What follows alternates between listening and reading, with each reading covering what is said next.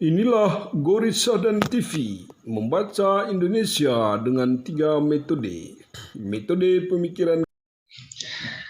Selamat malam kepada pemirsa Gorissa dan TV di seluruh Indonesia. Gorissa dan TV membaca Indonesia dengan 3 metode. Metode pemikiran kritis, metode pemikiran analitis, dan metode pemikiran reflektif. Pemirsa Gorissa dan TV yang kami cintai, pada malam hari ini kita secara khusus membahas kasus polisi ditembak polisi dan bagaimana kaitannya dengan kepercayaan publik terhadap polisi ya. Sebagaimana pemirsa ketahui bahwa 3 tahun belakang ini terjadi degradasi atau penurunan kepercayaan publik kepada polisi, sebagaimana misalnya ditunjukkan melalui hasil survei ya. Nah, kasus polisi ditembak polisi yang terjadi di rumah dinas Irjen Verdi Sambo, di mana Irjen Verdi Sambo dan 3 orang lainnya sudah ditetapkan sebagai tersangka yang diumumkan sendiri oleh Kapolri. Nah, ini merupakan presiden buruk bagi kepolisian Republik Indonesia. Dan tentu saja kita turut berduka kepada korban Brigadir Yosua yang meninggal karena penembakan ya, sebagaimana dikatakan oleh Kapolri sendiri ya. Nah, dalam kasus ini Presiden bahkan sampai 4 kali mengatakan bahwa kasusnya harus diselesaikan secara tuntas dan dibuka seluas mungkin kepada publik ya. Kemudian kemarin KSP Muldoko itu mengatakan bahwa Presiden tidak ingin kasus kematian Brigadir Yosua menjadi isu liar di masyarakat, dan kalau ini menjadi isu liar nanti ini akan menambah penurunan atau degradasi terhadap kepercayaan publik kepada kepolisian, sehingga jangan sampai masyarakat punya asumsi bahwa di dalam kepolisian saja terjadi pelanggaran hukum yang sangat luar biasa, apalagi misalnya di dalam masyarakat, di mana kepolisian mempunyai fungsi untuk menjaga ketertiban dan keamanan. Nah, fakta tentang penembakan yang dilakukan terhadap Brigadir Yosua sampai saat ini tentu saja motifnya masih terus didalami oleh kepolisian, tetapi intinya adalah publik menilai bahwa apa yang dikatakan oleh Presiden supaya kasusnya terbuka secara luas, diselesaikan secara tuntas untuk mengatasi lonjakan terjadinya degradasi atau penurunan kepercayaan publik kepada kepolisian ya.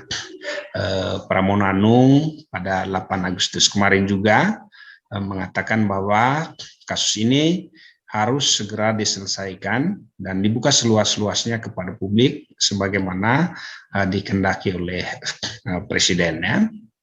Nah, ada beberapa tanggapan masyarakat terkait dengan kasus polisi ditembak polisi yang terjadi juga di rumah polisi, kemudian yang menjadi korban juga adalah polisi.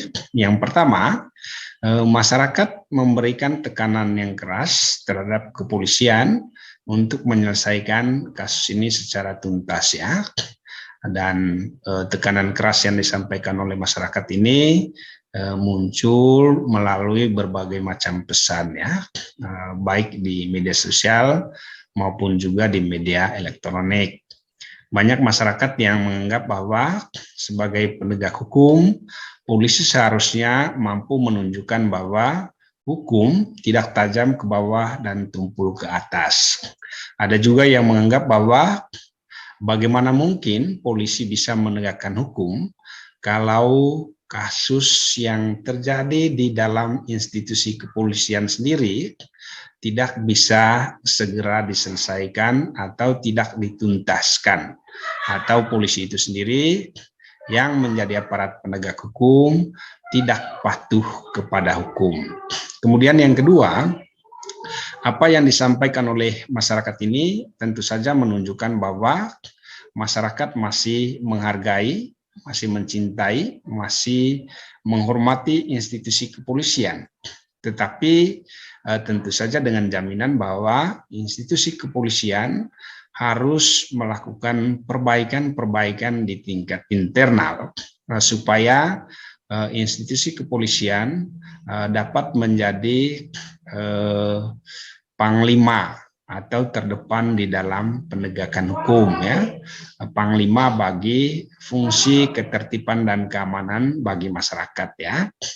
Nah, sebagaimana kita ketahui bahwa Undang-Undang Kepolisian Nomor 2 Tahun 2002, khususnya Pasal 2 dan Pasal 4 mengatakan bahwa fungsi kepolisian adalah salah satu fungsi pemerintahan negara di bidang pemeliharaan keamanan dan ketertiban masyarakat, penegakan hukum, perlindungan, pengayoman, dan pelayanan kepada masyarakat, ya. Nah, tentu saja pesan penting yang disampaikan oleh Pasal 2 ini, yang pertama bahwa kepolisian itu sebagai pemelihara keamanan dan ketertibannya. Jangan sampai polisi menjadi institusi terdepan yang justru membuat ketidaknyamanan atau ketidaktertiban di dalam masyarakat, ya.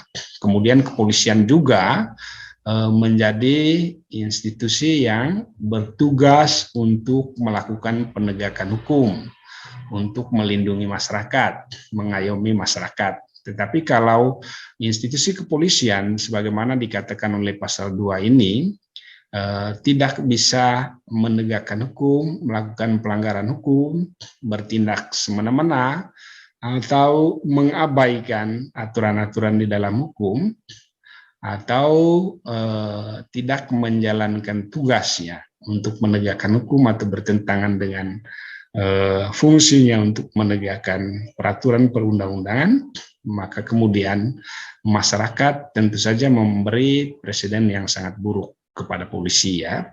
Mereka pasti akan mengatakan bahwa polisi sebagai penegakan hukum saja tidak bisa mentaati aturan hukum, apalagi masyarakat yang tidak tahu hukum, tidak memahami hukum, atau bahkan tidak bersentuhan dengan hukum setiap harian.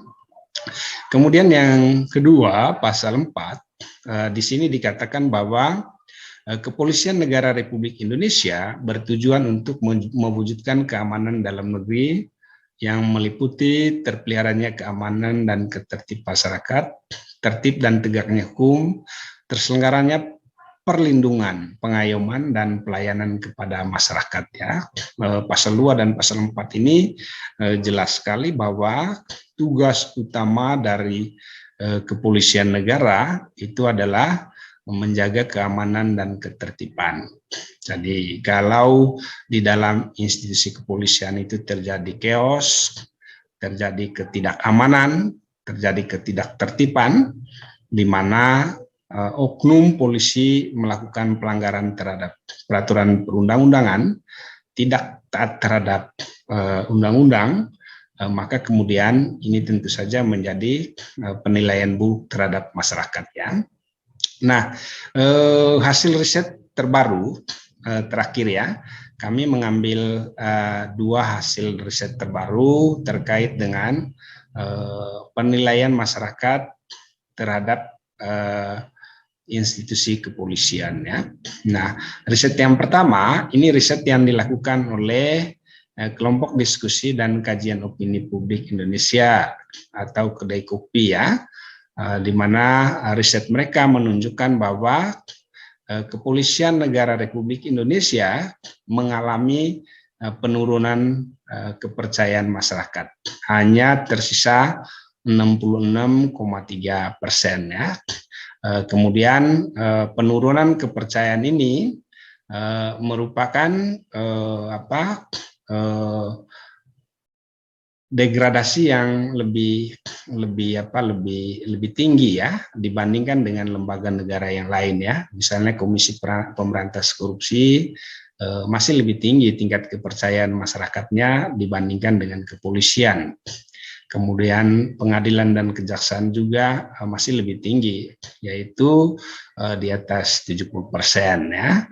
Komisi Pemberantasan Korupsi dipercaya masyarakat 76,2%, kemudian Kejaksaan Agung itu dipercaya masyarakat masih di atas 73% ya. Nah, dari riset ini menunjukkan bahwa citra polisi di tengah masyarakat itu belum membaik ya 3 tahun lalu. Ini riset dari Kedai Kopi pada 12 Agustus tahun 2021 ya. Dan riset ini menunjukkan bahwa banyak masalah di kepolisian yang perlu dibenahi, yang perlu diperbaiki untuk menunjukkan kepercayaan publik yang lebih tinggi ya. Kepercayaan publik yang lebih tinggi itu dapat menjadi support system atau dukungan terhadap tugas dan fungsi kepolisian yang lebih baik dan lebih bagus ya. Nah, sedangkan riset yang terakhir yang dilakukan oleh Lembaga Survei Indikator Politik Indonesia menunjukkan bahwa kepolisian juga pada 6 sampai dengan 11 Desember 2021 yang mereka lakukan terhadap 1.220 responden menunjukkan bahwa kepolisian telah mengalami penurunan kepercayaan publik ya pada 2021 ya. Riset tahun 2022 tentu saja belum diumumkan. Dan dari riset ini kepolisian itu mengalami penurunan kepercayaan publik ya dari 82% pada